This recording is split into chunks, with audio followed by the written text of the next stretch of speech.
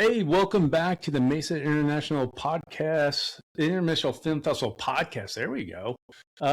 With us today is a good friend of ours that we work with. He's an actor, and as most people know, with actors, audiences always see the finished product, the premieres, the accolades, the red carpet. What remains unseen are the auditions, the rejections, the sacrifice, and years of hard work and uncertainty that shape an actor's journey. And we're going to find out more today with our good friend Sergio on everything he's been experiencing as an actor here in the Phoenix area. Sergio, how are you today? I'm good, John. Thank you for asking. So excited to be a part of this. So we'll just jump right into this. For those that don't know you, and it's always good, just take us back to the beginning. What was the moment you realized acting wasn't just something you enjoyed, it was something you wanted to pursue professionally? So when I was a kid, the first movie I can remember seeing other than Star Wars was, I think, Indiana Jones, the Raiders of the Lost Ark. And I told my parents, I wanted to be like Indiana Jones. I want to do like adventure stuff. And they're like, well, archaeologists don't actually do that. It's more boring. They're like, they don't? They don't get the girls either? No. Well, maybe if you're rich. And then I'm like, well, then I want to do what he's doing then, whatever that like running away from boulders. So actor's life it was. But, I didn't really come to um, know that I wanted to be an actor until I got to high school when I started doing Shakespeare plays with my high school theater program, and then from there it just kind of blossomed. And went to college, did more theater programs and musicals, and then after a hiatus of COVID, kind of putting a stop to all that for a while there, just started working, and it wasn't until last year when I actually got back into acting after the death of Ozzy Osbourne that pushed me back into it. And then I just remember, like, this is my calling. This is what I want to do. Like, I love this so much, man. There's so much to acting that I could talk about for hours. No, that's good. You know something, like we asked that question, and that's the one thing too. Like you just said, as a kid, that was the first movie I saw in the movie theater was Raiders of the Lost Ark. Not to age myself, but when I went there, I saw that poster, and that always made me wonder what was it we're about to see. And that actually kind of made it where I'm like, hey, maybe I can do this. I think there's so much opportunity. Back in the day, it wasn't so much, but that was the one movie that said I want to see, what to do in this. So I kind of messed around with things back in the day, but yeah, it was the same movie that kind of I that pushed me to want to do this. Heck yeah, man. Gosh, I I love movies from the '80s, man. You are right though. Like during the '80s, like there was a lot of I guess ground to break when it came to making all sorts of genres of movies and all sorts of like of the craziest and even the silliest of things. Like I even enjoy the campy movies. I'm like, heck yeah, man, this is fun. Yeah, Going into the early 90s, like I remember being a kid and just we would go to the movie theaters and you could like to this day I can still remember all the details of like every movie I saw in the theater, which is If, something I if, can't do today with a lot of the movies in the theater, which is interesting. Um, Interesting and sad. I know. Thinking about like back then from the '90s and maybe even the early 2000s, like there was something magical about stepping into the movie theater, man. The lights, the posters, the advertisements. I mean, the cutouts. Like they had so much to offer, man. Even like cool little prizes that they would give to people too, like, who came in to watch it. Like I don't know if you remember this one movie called Dinosaur from by Disney, like hmm this old 3D film. Obviously it doesn't hold up to today with as far as animation goes, but I still think the story is very solid. And I remember that they gave us what is it, like little puppets for all the kids that came to watch it, and it was so cool. Yeah, that and Pokemon give you the little gold cards. you know Good times. something. You know something too on that. Natasha said something too, and I was just talking about this actually yesterday. I can tell you what every scene is. Like for example, First Blood with Sylvester Stallone, one of his early Yes. movies. Like I could tell you how that movie can go, but like couldn't tell you like the first John Wick movie or the second one, and I really enjoy those movies.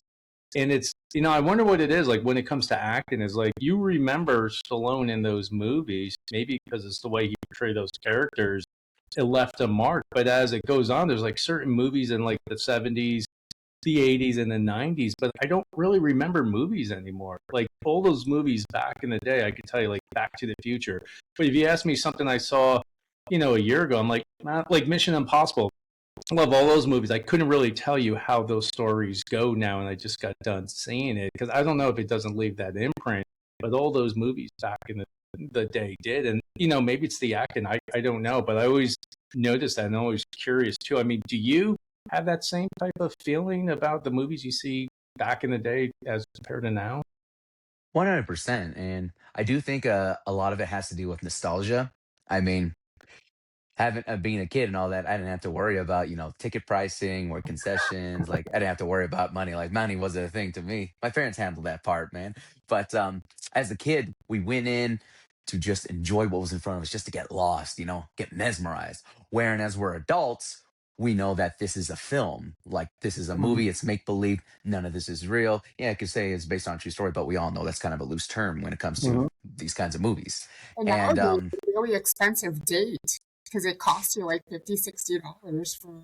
Uh, don't even remind me with that last Star Wars movie. I mean, luckily I didn't have to pay a cent because I saved up all my points, but it came out to almost $100 just for four of us. Wow. Anyways, uh, yeah, being a Nostalgia. kid, it was easy. It was easy to get lost in movies as an adult. It's a little bit harder because we know the reality of things, and we know that once this movie's over, we have to come back to the reality of our day to day stuff of going back to our jobs. Love to just go back because you gave us a little bit of your story and I know a little bit more because we spent a lot of time on set and we spent the whole day at the range together and Heck yeah. so I gotta like just shout this out. You're a Marine. Thank you so much for your service. Yeah, Thank you for your support. And I know that acting, the career itself is really hard to do full time. And there was a point in time where it sounds like you had to walk away from it, but you decided to come back. And for all those people out there that are struggling with that, and you hear this story time and time again of like, I really want to do this, but like it just doesn't pay the bills. How do you get through that? Like, why did you come back after walking away? It's a good question. So, as I mentioned earlier, after the death of Ozzy Osbourne, I just got hit with a notion like Jesus Christ, like life is passing me by right here. And here's the funny thing: Ozzy didn't play a huge role in my life. Like I don't have a tattoo of him anywhere. I don't even have a poster, but I do have a Black Sabbath a cassette. I have that and a bunch of Ozzy Osbourne cassettes. If that doesn't show you how legit Oh, you're I dating yourself. a Cassettes. Oh little my. bit. Heck yeah, man. This is why rock and roll will never die. As long as you own a cassette, it'll live on. But it was just what Ozzy said in his quotes, man, of the way that he says, like, if you ask me what I think you should do, I think you should follow your dreams and hold on to it. Don't let go of it. Like, pursue it. And then my favorite following quote by that, he says, if you ask me that same question the next day, I'll just tell you to F off. And I just love that about him, man. He was so funny. And I went to a concert by myself that following night as well. And I just remember having a blast. And I don't know. I just got lost in the dance. It was a baby metal concert, just so you know. And from there, I just decided like I got to get back into this, and it wasn't like a full on um guns running like getting back into acting. Like I wasn't getting opportunities left and right and all that. What I started was I started recording myself in my room, which you can see. This is it. This is my recording studio right here, and started recording myself. Started watching the playbacks of myself. Like I must have been at it for like 3 or 4 hours, and it was bad. Like the first like 2 hours of me just trying to record this long freaking monologue that was maybe 5 minutes long. Why I chose a long monologue, I don't know why. I think I resonated with it, and it was just crazy how like doing this and then just getting lost in time and then watching the playbacks. And I just remember now that I had a tear come down my eye, and it's because I was enjoying this. Yeah, I was criticizing myself like, man, this is terrible. But at the same time, I was like enjoying this craft. I was enjoying watching myself and being able to portray this and trying to bring out these, real raw emotions of this character I was portraying. And from there, I just started applying myself. I started going to acting classes. And yeah, I was working a full-time job, but I was making do. I was like, I'm gonna do this. And that if it meant that I got less sleep, then so be it. Like I started waking up at 3:50 in the morning just to go to the gym for an hour and then go straight to work from there. And after work was done, then I come back and I get back into the acting game.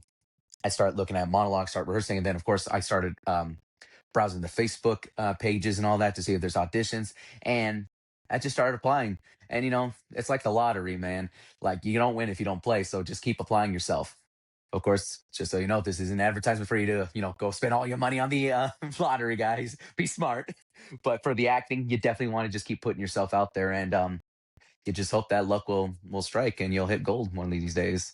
And I think so far I have hit gold, man. I mean, I've got great friends now like you, Natasha, and John, and then I met Andreas. Like I've met so many people, and the fact that I remember everyone's names is a freaking achievement for me because I'm terrible with names. But I've been going at it and I've been trying my best, and yeah, I've been making some sacrifices here and there, but in the end, it's all worth it. I get to go home and with a smile on my face, like, yeah, yeah, this is awesome. This is worth it. I love And that. I'm running on 4 hours of sleep. You know something too? I was reading about that actor Glenn Powell who was in Top Gun 2, and he's been in a bunch of films now. They were saying, which I didn't realize, like when he made Top Gun 2, he was like literally bankrupt. I mean, I think he literally had pennies in his bank account. And because of COVID, I think Top Gun 2 was pushed back a few years for release.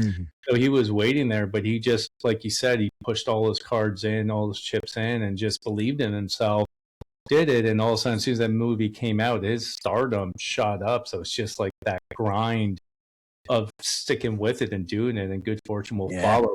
But speaking he's about been in the game for a while. He was in Spy Kids. I don't know if you guys remember that. I was like, that's little Glenn Powell? Dang. Oh, wow. So good on him.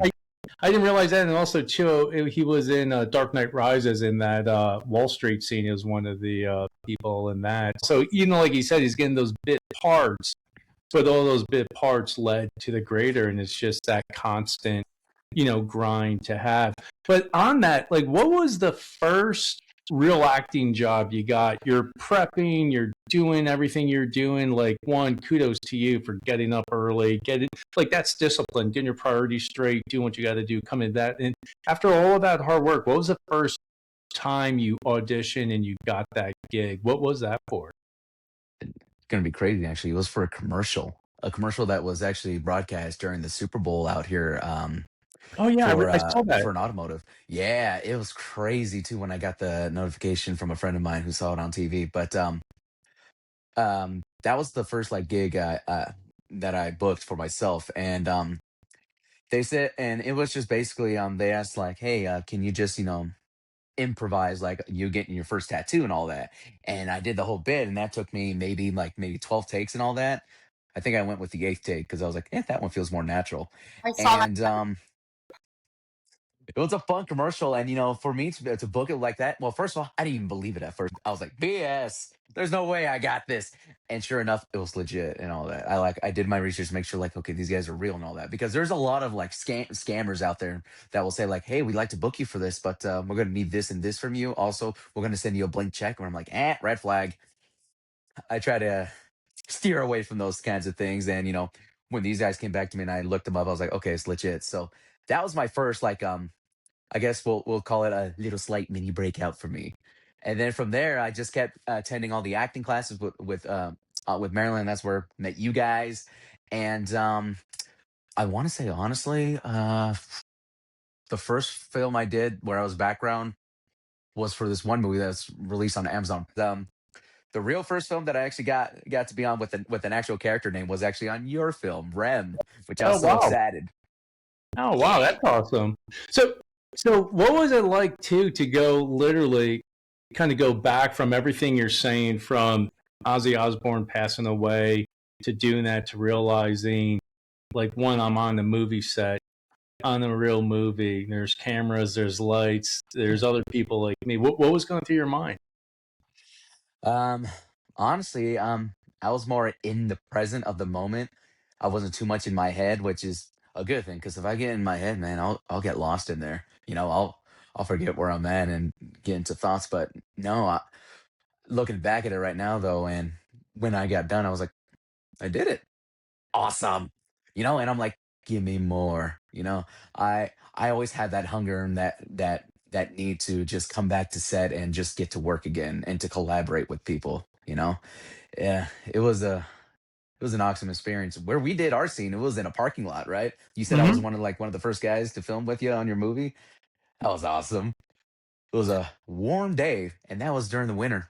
We were talking with Barbara and Randy yesterday, and they mentioned too, like that excitement to be back on set. It's like while you're making it, not that you don't like it, but there's so much stress, like, to make sure everyone's there, make sure craft services has everything, and then you do Oh it, and yeah. you're like, you're going like, it's just so much stress and pressure. And as soon as you're done, and I think Randy was saying it, you watch a premiere and you see people react. You're like, we need to do this again. And it must be the same little thing, for you, or I mean, just for anyone to do that. It's like once you're on set and you see everyone setting up, you have that energy. You Yeah. try to keep that feeling going. Like, hey man, we're creating something here with a bunch of people like minded. So I mean, it's like almost like a drug. It's like to just jump back to your next Yes. step. It's that big hit of dopamine, man, and I need all the hit I can get. I Go remember bankrupt the for that. first time seeing you. It was, and you just mentioned this. It was on one of Marilyn's workshops, and I remember um, we were just starting to look for cast for R.E.M, and like I saw you, and you were so theatrical. And to this day, I still remember um, the little piece that you did, and it was Jack from The Shining. And Hmm. every time I'm with you, I think I ask you to do it again because you do it just as good as Jack Nicholson. But like to the people that are watching, it is so important to attend these workshops and these classes because that's how you network. And and if it wasn't for you being on Marilyn's workshop, we would have never found you, you know? And then we just keep seeing you and we finally got to talking and then you got to table read and then we got talking about other projects and but Hmm. my question to you is now that it the career has opened up for you and you're getting these different roles like at your on your table, like how do you pick and choose which ones you want to do, or do you just say like, hey, I'm open to everything, let me try everything? Basically, man, I'm open to pretty much everything, and whatever comes my way, I'll take a look at it. And if it sounds like it sounds good to me, I'll say it. I mean, like 99% of the time, I say yes to everything, which I probably should fix that because I'm like, oh wait, hold on, that conflicts with some of my scheduling here. Whoops. But luckily I haven't had a problem yet where we had to like do a reschedule or anything like that. Everything seems to fall into place, and um yeah, I uh I I I kind of want to do everything, if that makes sense. Like I don't want to just be limited to just one like genre or just do commercials. Like I'm open to an easy paycheck, sure, but at the same time, I really do want to expand my arsenal when it comes to my crafts. I want to do drama. I want to do horror. Big time horror. I want to do some action. I want to do comedy. Like a buddy cop comedy is something I'm just dying to do right now, especially with Andreas. You know, I'm not hoping. I know it's going to come one of these days. I mean, in this field and with this community that we got out here in Arizona, it's pretty damn certain that you're going to hit at least all five boxes of everything. And I even want to do a freaking movie musical as well, too. Believe it or not. I mean, I love The Greatest Showman. I give off that vibe, don't I? Everyone tells me that it's like you're very theatrical. Thank you. So, so just curious too, coming from, directing the movie and writing, when you get a script and you see the character there and there may not be a lot to the line or like a lot to the character, what is it that you're thinking in your head to like process what it is you're going to do? And then, when you come on set, what is it like you're thinking of how to bring that character to life? When you look at a script, what is your like analysis of that to help you kind of get into that role of how you're going to do your performance? Mm. So when I read the script and all that, obviously I try not to act it out as I'm reading it. Like I just read it just normal. And then after I get an idea of like um, where the action is taking me, um, I just kind of naturally try to let it come. Sorry, stumbling on my words here, but I try to be as natural as I can when it comes to delivering these lines and all that. Um, but the first thing I like to always ask is to ask the director and all that, like, hey, what? So when you wrote this character and all that, what is it that you had in mind for him to do? And the thing is, I like to collaborate and try to get an understanding with the director or the writer of what they want to see, and then from there, I try to bring in my own interpretation a little bit as well. And if it's something that they like, sweetness. If it's something they said, like, can we like workshop this a little bit? I'm always open to that. I'm never one of those guys, those performers that's like, no, no, no, I'm gonna stick to the way I like it. Which in some cases, yes, it can be very good actually, especially if you have vision, because it could actually bring out more, I guess, truthfulness or honesty to the performance. But I'm one of those guys that does like to see from another point of view and to get an idea. But maybe one of these days I'll feel strongly about a character to where I see him like, nah, no offense, brother, but I want to go this direction because I feel like this is where the character is going. And you know what? It would be a disservice not to go that way. Just let's just do it real quick. Let's record it, do a playback, and you tell me if you like it. One of these days. So, as you were talking, this question popped in my head. When you get a script, so let's just say like you got the R.E.M script, did you read the entire script and understand the story, or did you just read the section you were going to be in? Because I feel like so many times people just hone in on the character that they're going to play that they don't really fully understand the entire story. And it's important to understand the entire story because then that will fill in all the blanks and all that you may have with your character and all that. Because every little character, no matter how small they are a puzzle piece. They are important to the story. Without them, there is no story. That's what I like to tell people too. That's what my old theater director told me as well. That even the people in the background, they're essential. Don't forget that, and tell yourself that. But I'll admit, I have been guilty of just reading only my parts and just my parts alone. I have done that in the past. I ain't no perfect, but I did read the entirety of the R.E.M script, especially when we did. I think the table read was actually the first time we did that. I read that when I read that, I was like, damn, this is pretty cool, man. Like sort of espionage and conspiracy kind of movie. And I remember when John, when we got together and started talking about it, and you were telling me like what you saw as for what my scene was going to go to and all that. The rest of the films just started playing in my head, and I'm like, man, this is some trippy stuff. And then you posted the question too, like, I got the idea. Would the government ever do this? Yeah, yeah. It's a good question to ask yourself. Would your government ever do this? Yeah, they probably would actually. Anything that's really that shady. And recently the film that I'm in right now, the People's Team, where it's being controlled by the fans instead of just a private owner of a football team.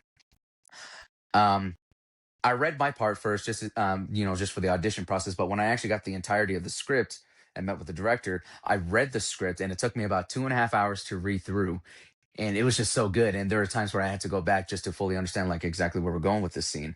And I would heavily emphasize that to any new actors out there and all that. Read the entirety of the script so you can get an understanding of the story. Because you never know when people are going to approach you and want to know about this movie. And, what better time than to advertise that, one, you're going to be in it, and two, advertise the story. Because in a way, I like to see it, if the film becomes a success, everyone gets successful, man.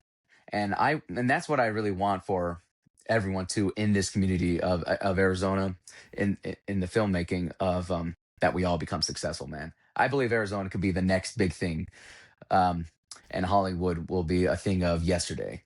I think Arizona could be the next big thing for us all. Yeah, no, Filmmaking wise. for sure. I mean, the way it's going now, it's starting to make a little dent into the big monster of Hollywood. So that's a good thing. And I saw a thing with Walter Goggins talking about how he prepares for a role, and he was talking about how his agent shares the same agent with Robert Duvall, the great Robert Duvall, and Rest in Anthony peace, legend. Hopkins. Yep. And they said that they read the script 250 times before they do anything. They'll read it that many times to actually understand probably where every period and comma goes, and they prepare like that. And it makes sense. The more you read, you understand the story. I won't say the easier it gets, but I think as a character, you kind of see what's going on with the story, and then you have all those extra questions to have, what's driving and motivating these characters to go.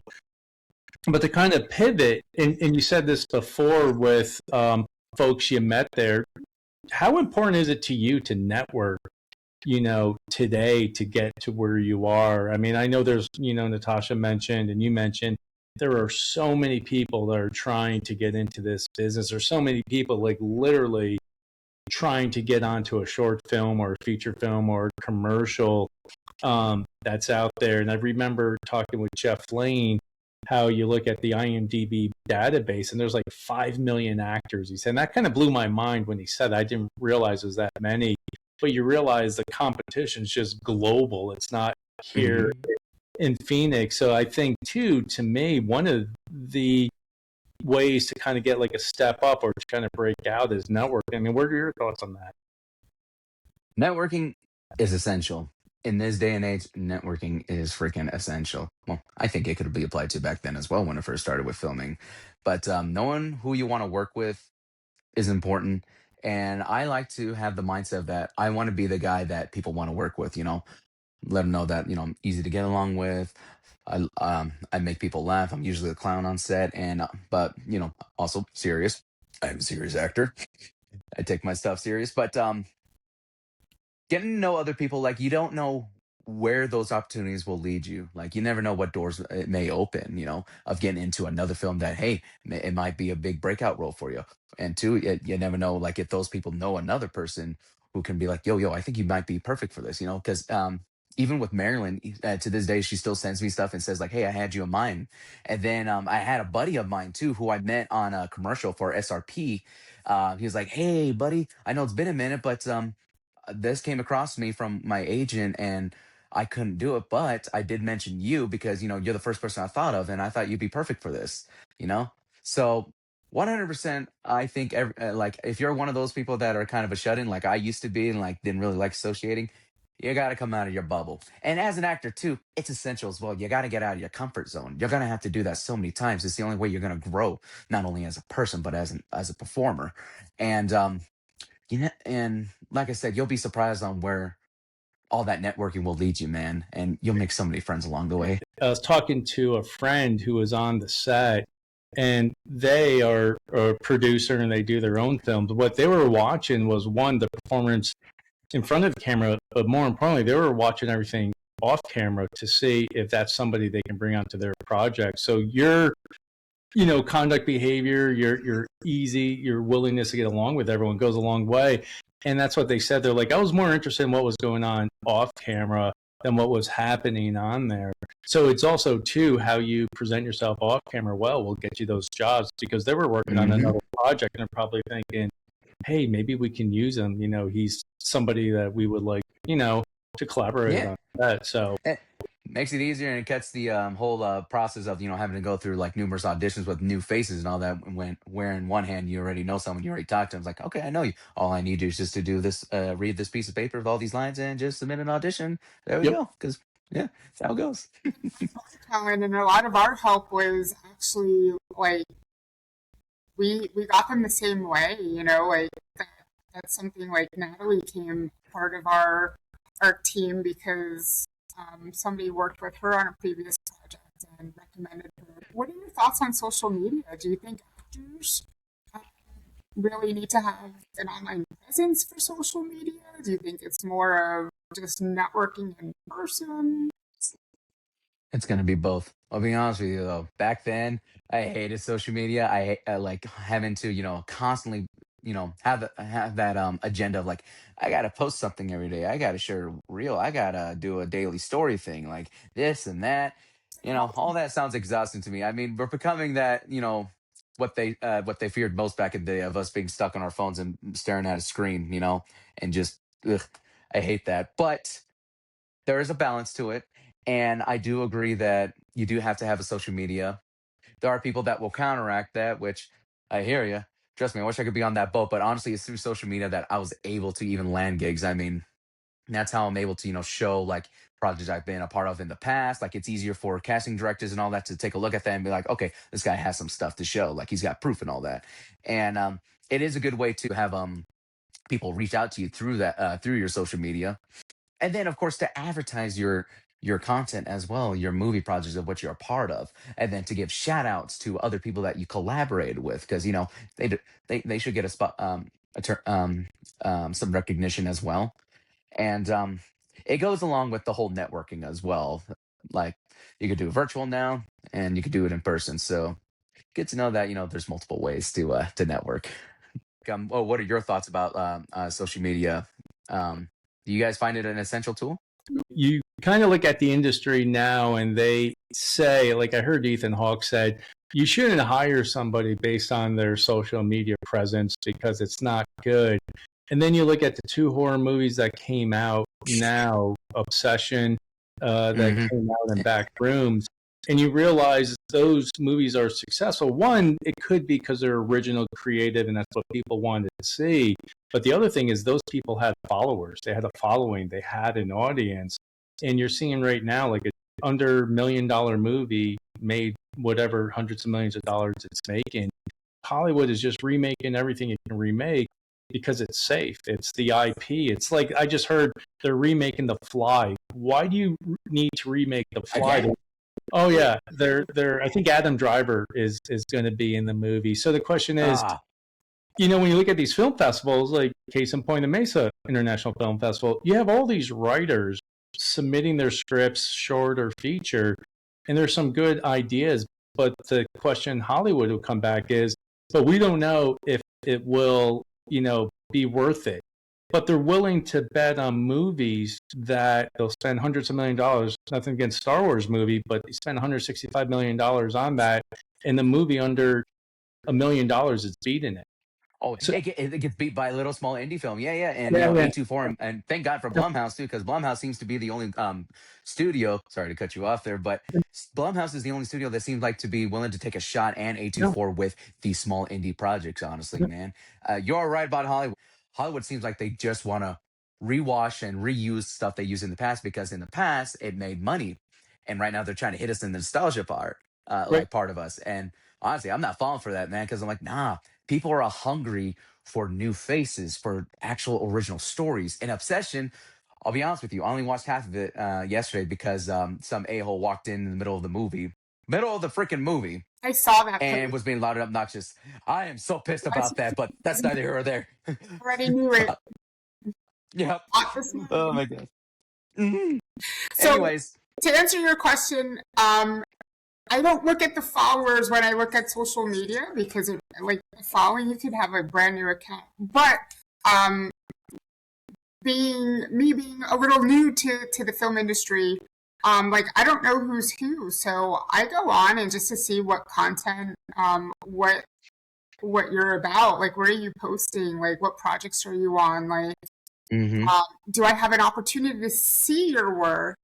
Um, before I consider you for something. Social media is important, but it's not the end all. Like I'm not making my decision based off of social media, but it's important to have content out there that makes sense for um, you. So hmm you are an actor and you're looking for work, but you have a whole bunch of just random photos with you not in them. It's kind of it's hard to gauge what you're about. So 100%. 100%. And I agree too with what you said about, we shouldn't be casting people just based on their followers and all that. I do agree on that. Even Maya Hawke actually said that as well. The daughter, she says that, I think it's silly that, we're casting people who have no acting ability whatsoever, but almost solely based on the fact that they have followers. And I do hate that, because if there's one thing that I learned when I was a theater kid from one of the goats of the goats, was that, and you could tell, I'll give you guys a pop quiz if you know who said this, but if you want to learn how to act on stage, do theater. The camera can't tell you how to act. Any chance you guys know who said that famous line? John I might Prine. have butchered the quote. What was that? John No, Prine. not John. Let me Maybe. see. So a great actor. So I'm thinking, geez. I mean, I know Al Pacino was up there at time hmm acting. I'll give you a hint. I'll give you a hint. Man on Fire. Denzel Washington. You got Yeah, it. yeah. I love that flick. Yeah, Yeah, that, you know something too. Just talking about that, and actually we're coming up on timer. We're getting the rapid fire round, but the one thing too that was interesting. I don't know if it was Denzel that said it, but it's like the lens of a camera that you use to shoot a scene. It's almost like that audience, as an actor too, how to act with the lenses. So if you're mm, using like 24 millimeter 35, you have like that establishing shot. Not that you don't have to act as much, you still have to deliver, but when you get those hmm higher end ranges of the camera, like a 65, 85 millimeter, it sees like the littlest little glitch. So if you're trying to portray emotion in that scene, when those camera lenses get tighter, it's really on your face. And now the true performance will literally shine in through, while further back, you may not notice it. You have your audience right there, right, waiting to react to your performance. And on camera, kind of the same thing. yeah. I like it on camera though, because in theater you have to be so big. You got to be Mhm. over the top kind of things because everyone in the back can't really see that far. So Mhm. unless they want to get their little binoculars out. But on camera, I like the fact that it could be much more subtle. You Mhm. don't have to be so loud either because there's a boom guy right there to catch Yeah. all the sound, and it captures all your facial expressions. Mhm. And that's what I love about film, man. Oh my gosh, we could have a whole other topic too about lenses and all that. I was having a talk with Greg Miner on the film set of The People's Team, and they had the camera down on the ground real quick, just real quick. They had the camera down on the ground, and we're seeing it from the angle. We're like, man, how cool would it be just to put the football right there and just have the players just walk up from behind, get in the ready position, then get the camera just doing a slow like by each lineman getting ready as the anticipation, the music builds of like it's game on, baby. The Mhm. countdown's on. And he's like, you and I think alike, buddy. I can see that too. And we're just getting to so much talk about it because a lot of the story can be told from a camera lens. And gosh, sorry. That's another topic for another Yeah. time. I know we're running a Well, little close on time. well, the good thing is too. You're always welcome back, and we can pick up the chat too. You know what I was just thinking too as you're talking, and you mentioned, a lot of people that we work with, Greg and Andreas, and all these others. It'll be interesting to bring everybody on at once to kind of hear their ideas of these topics at the same time. Have like a roundtable with actors. But here's the rapid fire round to go to. So these are quick answers. First thing that comes to mind, and here we go. Favorite film of all time? Crud. Logan. Logan by yeah. The Wolverine movie. Gosh. Favorite actor? Favorite actor. Hugh Jackman. Who do you think is the most underrated actor? Most underrated? Shoot. Um, he was in the Batman movie. He played the Riddler in there. Uh, Paul Dano, man, I love his performance. Screw what Tarantino said about him. Yeah. Method acting, yay or nay? And kind of nay, a little bit of yay, but at the same time, nay. Sometimes All right. Movie that changed your life?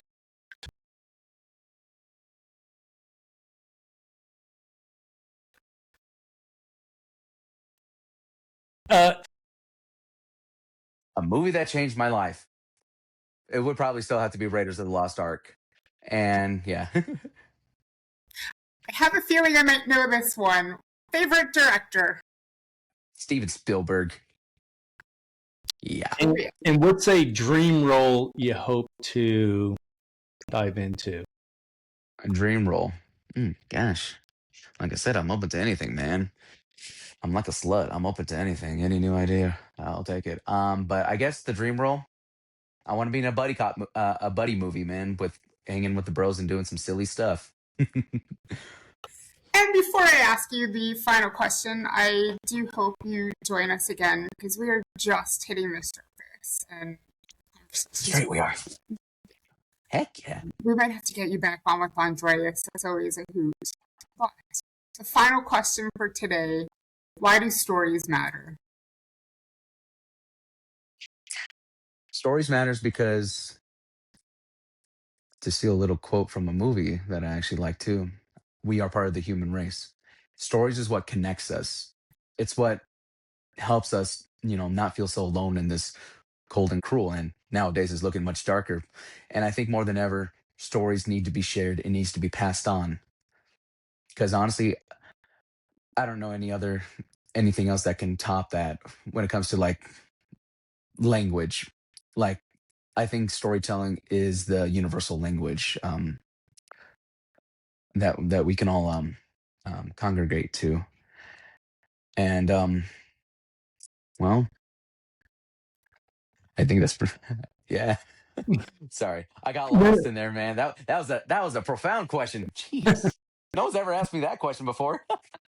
No, it was a great answer. Sergio, thank you again for joining us. We appreciate your time as always. And anytime you want to come back on chat, and there's so much more that we could talk about. But everyone, this is Sergio Noriega. Follow him on social media. He's on to some exciting projects he has now, a few more in the works. Thank you for listening to the Mesa International Film Festival podcast. If you enjoyed this episode, subscribe wherever you get podcasts, leave a review, and share it with a fellow filmmaker or actor. You can follow us on social media and watch the full episodes on YouTube. Until next time, keep creating, keep performing, and keep telling stories. Bye. Bye, everybody. Thank you.